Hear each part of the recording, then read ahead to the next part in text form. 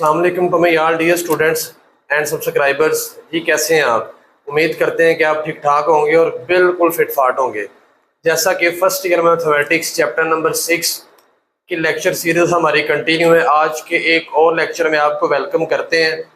यहाँ तक जितने भी लेक्चर्स हो चुके हैं उसमें आप जानते हैं कि हम प्रोग्रेशन की एक टाइप पढ़ चुके हैं जिसको अरिथमेटिक प्रोग्रेशन कहते हैं। अरिथमेटिक प्रोग्रेशन के रिलेटेड बहुत सारे क्वेश्चंस को डिटेल में डिस्कस किया है। उम्मीद है कि आपने वो अच्छे से समझे और नोट किए होंगे और उनके नोट्स भी बनाए होंगे।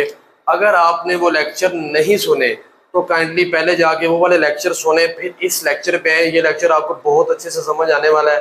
तो आज हम बहुत ही एक अहम टॉपिक को डिस्कस करने लगे हैं जो कि ज्योमेट्रिक सीक्वेंस या जिसको ज्योमेट्रिक प्रोग्रेशन भी कहा जाता है। इसकी डेफिनेशन जो बुक में लिखी हुई है वो भी बताता हूँ।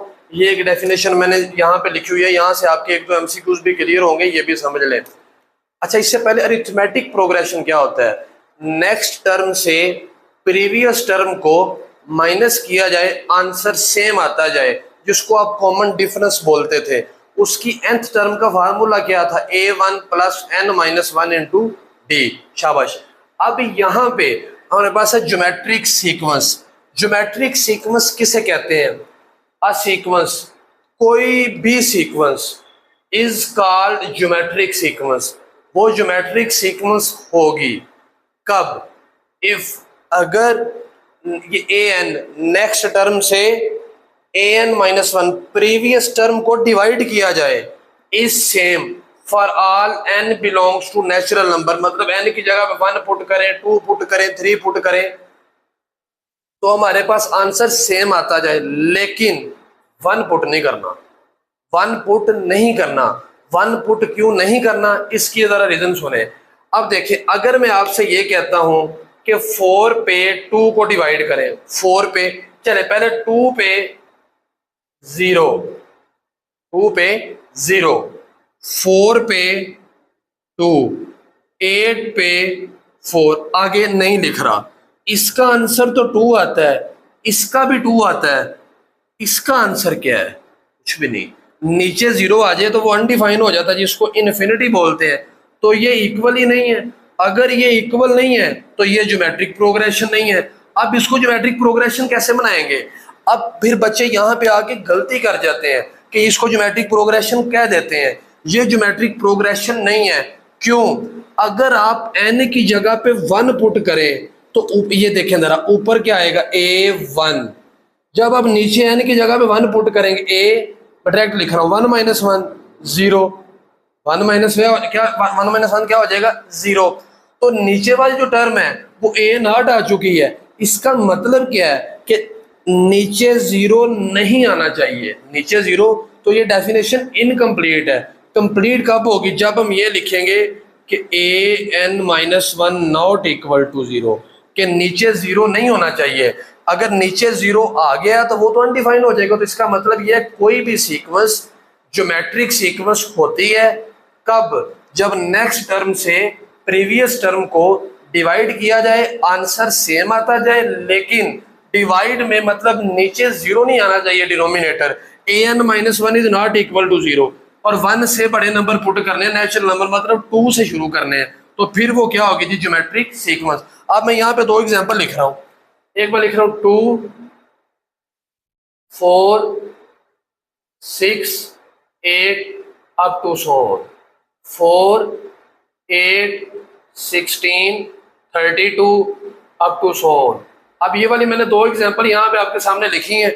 इन 2 एग्जांपल्स में आपके 2 एमसीक्यूज क्लियर होंगे। देखें, अगर मैं ये कहूं कि ये पहली चेक करें अरिथमेटिक है कि नहीं है, चेक करते हैं। 4 में से 2 को माइनस करें तो 2, 6 में से 4 को माइनस करें तो 2, 8 में से 6 को माइनस करें तो 2, अरिथमेटिक है। ये अरिथमेटिक है। A dot P arithmetic progression है, अरिथमेटिक सीक्वेंस कह ले। इसको चेक करें क्या ये अरिथमेटिक है कि नहीं है। 8 में से 4 को माइनस करें, 8 में से 4 को क्या आएगा? 4। 16 में से 8 को माइनस करें तो 8। तो ये तो शुरू से सेम नहीं है। तो ये अरिथमेटिक प्रोग्रेशन या अरिथमेटिक सीक्वेंस नहीं है। तो फिर ये क्या है? 8 पे 4 को डिवाइड करें, ओके 16 पे 8 को डिवाइड करें, 32 पे 16 को डिवाइड करें, 2 2 2 डिवाइड करने से सेम आ रहा है, तो this is called geometric progression और ज्योमेट्रिक सीक्वेंस। उम्मीद है कि आपको ज्योमेट्रिक सीक्वेंस की समझ लग चुकी होगी।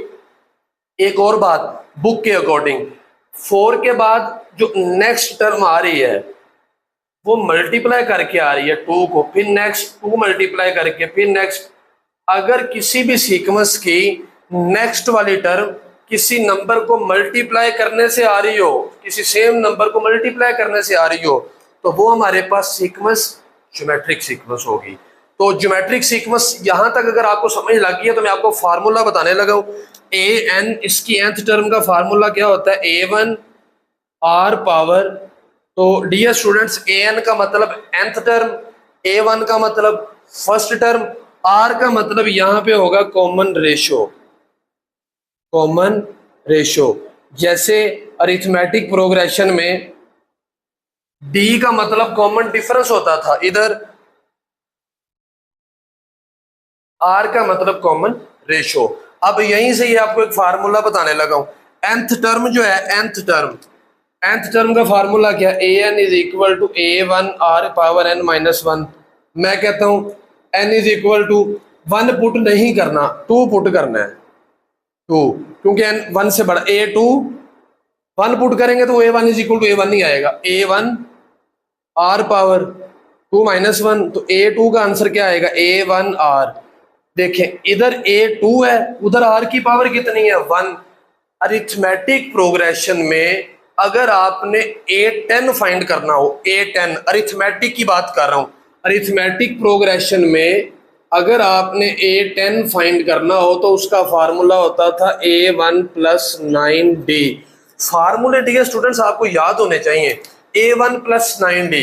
अगर ज्योमेट्रिक प्रोग्रेशन में आपने A10 फाइंड करना है तो उसका फार्मूला होगा A1 R पावर 9। मतलब उधर D के साथ एक कम होके आता था, इधर R की पावर में एक कम होके आएगा। अब अगर मैं आपसे पूछूं को A8 का फार्मूला बताएं, जल्दी जल्दी जल्दी, शाबाश, आप बताएं जी, A8 का फार्मूला क्या होगा, A1 R पावर 7। शाबाश, ठीक है जी। तो अगर इन सारी बातों की आपको बिल्कुल अच्छे से क्लियर समझ लगी है तो आइए हम एक्सरसाइज 6.5 का क्वेश्चन नंबर 1 करते हैं। जी प्यारे बच्चों, क्वेश्चन नंबर 1 है। क्वेश्चन नंबर 1 में क्या कह रहा है, find 6 term of GP. Geometric progression है, 6 टर्म फाइंड करनी है। तो सबसे पहले मुझे ये बताएं कि A1 किसके इक्वल है, -6 के। उसमें हम D कैसे निकालते थे अरिथमेटिक प्रोग्रेशन में, नेक्स्ट टर्म से प्रीवियस टर्म को माइनस करते थे। इसमें R कैसे निकालना है, नेक्स्ट टर्म से प्रीवियस टर्म को डिवाइड करना है। माइनस माइनस से कैंसिल, 3 1 3 3 2 6, 1/2 R आ जाएगा। नाउ 6 टर्म फाइंड करनी है। A6 फार्मूला क्या है जी, जल्दी जल्दी, A1 R पावर, A कम हो गया है कि 5, A6 A1 की जगह पे -6, R की जगह पे 1/2 पावर 5, तो A6 इज इक्वल टू -6, ये हो जाएगा 1/2 पावर 5, 32 होती है। 1 की पावर 5 1 ही होती है, 2 की पावर 5 का मतलब है ना 2 को 5 दफा मल्टीप्लाई करें, कैलकुलेटर पे कर सकते हैं आप। तो इनकी कटिंग हो जाएगी, 2 3 6 और 2 1 2 2 6 12, तो A6 का आपके पास आंसर आ जाएगा जी -3/16। तो क्वेश्चन नंबर 1 बिल्कुल छोटा सा हलवा क्वेश्चन था। तो क्वेश्चन नंबर 2 करते हैं। जी स्टूडेंट्स, क्वेश्चन नंबर 2 है, find 8th term. 8th term find करनी है, A8 मतलब A8 फाइंड करें ऑफ द सीक्वेंस। अच्छा, इस सीक्वेंस में A1 किसके इक्वल है, 3 के। R कैसे निकालेंगे, 3 पावर 2 पे 3 को डिवाइड करेंगे। तो जब ये 3 पावर 2 पे 3 डिवाइड होगा तो मतलब एक 3 इंटू 3 इसको लिख सकते हैं, एक 3 कैंसिल हो जाएगा, R इज इक्वल टू 3 के। तो 8th term is equal to A1 R power 7। A8 find करनी है, A1 क्या है 3, R क्या है 3 पावर 7। तो कैलकुलेटर से 3 पावर 7 लेते हैं। ये आपको एमसीक्यूज में भी आ सकता है, शॉर्ट में भी आ सकता है। 3 पावर 7 तो 2187 तो आएगा 2187। A8 इज इक्वल टू 2187, उसको मल्टीप्लाई करते हैं 3 के साथ। 2187 मल्टीप्लाई तो 6561। A8 इज इक्वल टू 65, यही आपका आंसर है। आइए नेक्स्ट क्वेश्चन, क्वेश्चन नंबर 3 करते हैं। जी डियर स्टूडेंट्स, क्वेश्चन नंबर 3 है। क्वेश्चन नंबर 3 में 2 सीक्वेंस दी गई हैं और ये कहा गया है कि इनकी nth टर्म इक्वल है। इस जैसा क्वेश्चन आई थिंक हमने पीछे करके आए हैं। The nth term of the sequence 1 2, जो हमारे पास फर्स्ट सीक्वेंस है, फर्स्ट सीक्वेंस वो कौन सी है? 1 2 4 8 अप टू सो। इसकी nth टर्म निकालनी है। A1 किसके इक्वल है? 1 के। R किसके इक्वल हो जाएगा? नेक्स्ट में प्रीवियस को डिवाइड करते हैं तो ये नीचे 1 लिखते हैं, 2 आ जाएगा। इसकी nth टर्म का फार्मूला क्या होगा? AN is equal to A1 R power n minus 1। तो AN इज A1 की जगह पे A1 1 ही आ जाएगा, R की जगह पे 2 और n माइनस 1। इसकी जो nth टर्म वो आपके पास आ जाएगी 2n माइनस। आगे क्या कह रहा है? The nth term of sequence, मतलब इन दोनों की जो nth टर्म है वो इक्वल है। ए की nth टर्म हमने निकाल ली है, इसकी निकालते हैं। Second sequence, second sequence, second sequence कौन सी है? 256 128 64 अप टू सो ऑन। जी, A1 किसके इक्वल है? 256 के। R कैसे निकालेंगे? 128 पे डिवाइड कर देंगे 256 को। जब आप कैलकुलेटर से करेंगे तो 1/2 आएगा, 1/2। अब हमारे पास इसकी nth टर्म निकालते हैं। AN is equal to A1 R power, यहाँ पे आगे लिख रहा हूँ A1 क्या है? 256 और 1/2 पावर। तो AN इज इक्वल, ये जो 256 है ना जी, इसको मैं आसानी के लिए 2 की पावर 8 लिख रहा हूँ। ऐसा लिखा क्यों है इसकी मैं आपको वजह बता देता हूँ। 1 की पावर जो भी हो वो नहीं लिख रहे, 2 की पावर क्या आ जाएगी? n माइनस 1 की जितनी भी पावर हो वो 1 नहीं होती है। अब 2 की पावर 8 है और 2 की पावर n माइनस 1 है, पावर से इकट्ठी कर लें। अच्छा एक और बात, इसकी जो nth टर्म है ना, इसकी nth टर्म, उसको AN प्राइम का नाम दे रहा हूं, A1 प्राइम R प्राइम, ठीक है? R prime power n minus 1, क्योंकि वो फिर फर्क हो जाएगा ना दोनों में। अब AN प्राइम 2 की पावर 8 है, नीचे भी 2 है ऊपर भी 2 है, पावर्स ऊपर, ये ऊपर आकर n माइनस हो जाएगा और ये 1 ऊपर आकर क्या हो जाएगा? प्लस। तो AN prime is equal to 2 power 9 minus n। ये सेकेंड nth टर्म आई है, ये फर्स्ट आई है। कहा क्या है बुक में? According to condition, according to given condition. Given condition क्या है? कि इनकी जो nth टर्म है वो इक्वल है, मतलब AN is equal to AN prime. AN क्या है? 2 power n minus 1, 2 power 9 minus n।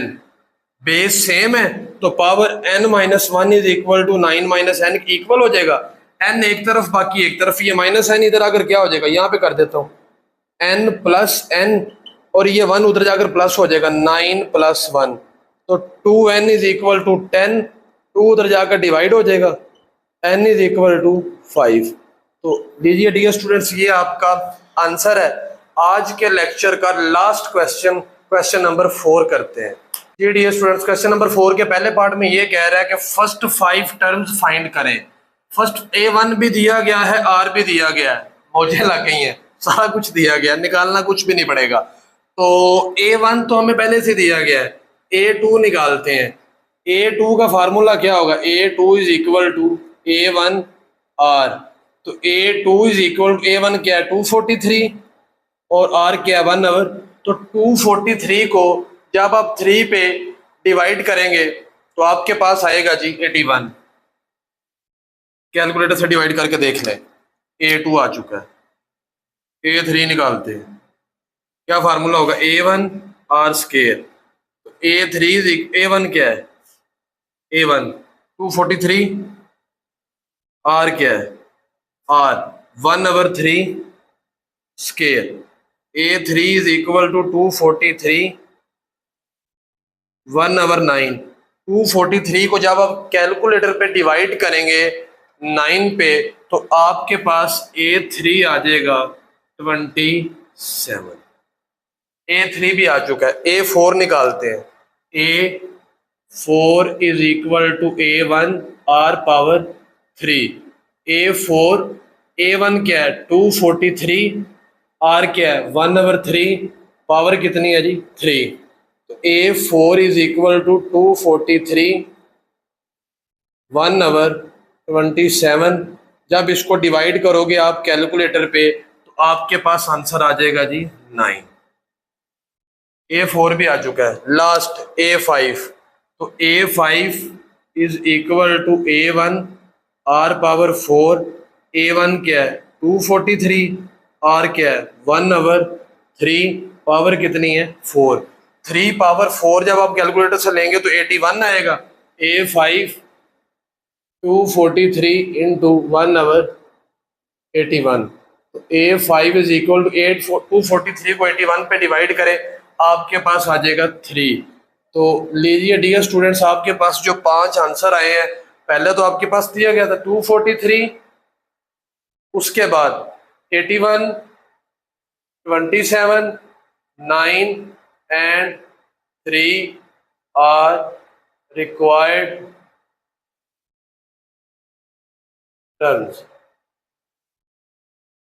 जी इसी क्वेश्चन 4 का पार्ट 2 करते हैं। जी डियर स्टूडेंट्स, आज के लेक्चर के क्वेश्चन नंबर 4 का सेकंड पार्ट और ये आज का आखिरी क्वेश्चन है। फर्स्ट 5 टर्म फाइंड करनी है, वो मैंने यहाँ से रेज कर दिया। अब हमारे पास A1 भी दिया गया, R भी दिया गया, A2 निकालते हैं। A1 R स्केयर, A1 क्या है 579, सॉरी A1 R आना है, एक पावर कम आती है, और -1/2, तो A2 आपके पास आ जाएगा -579 माइनस आ जाएगा ना ये वाला साथ, इसको सर्कल कर रहा हूं। उसके बाद A3 A1 R square, A1 क्या है 579 और -1/2 का, तो A3 is equal to 579 minus का स्केयर प्लस हो जाएगा 1 का 1 और 2 का 4, तो A3 इज इक्वल टू 579/4। उसके बाद A4, क्या formula, A1 R power 3, A1 की जगह पे 579, R की जगह पे -1/2 पावर, तो A4 is equal to 579 minus की पावर 3 है तो माइनस आता है 1, 1 ने 2 पावर 3 कितनी हो जाएगी 8। A4 is equal to -579/8। इसको भी सर्कल कर रहा हूं। नेक्स्ट फाइंड करते हैं लास्ट वाली A5, तो A5 is equal to A1 R power 4, तो A5 is equal to 579 -1/2 power 4, तो A5 इज इक्वल टू 579, ये -1 हो जाएगा ओवर 16, पावर प्लस हो जाएगी क्योंकि 4 है, तो A5 क्या आ जाएगा जी, A5 इज इक्वल टू 579/16। तो ये आपके पास 4 आंसर जो मैंने सर्कल किए हैं, ये 4 और एक जो आपको दी गई थी, मतलब 579 -579/2, 579/4 -579/8 and 579/16 are required तो लीजिए डियर स्टूडेंट्स, आज का लेक्चर यहीं पे ही एंड होता है। उम्मीद करते हैं कि आपको इस लेक्चर की बहुत अच्छे से समझ आई होगी। इसमें हमने 6.5 एक्सरसाइज के फर्स्ट 4 क्वेश्चंस को और ज्योमेट्रिक प्रोग्रेशन क्यों क्या होता है उसको डिटेल में विद एमसीक्यू डिस्कस किया है। फिर भी आपका किसी भी किस्म का कोई भी सवाल हुआ तो आपने कमेंट सेक्शन में लाजमी पूछना है। इंशाल्लाह जिंदगी रही तो नेक्स्ट लेक्चर में इसी चैनल पर दोबारा मुलाकात होगी। तब तक के लिए अपना ढेर सारा ख्याल रखिए। अल्लाह पाक आपको कामयाब करे। अल्लाह हाफिज।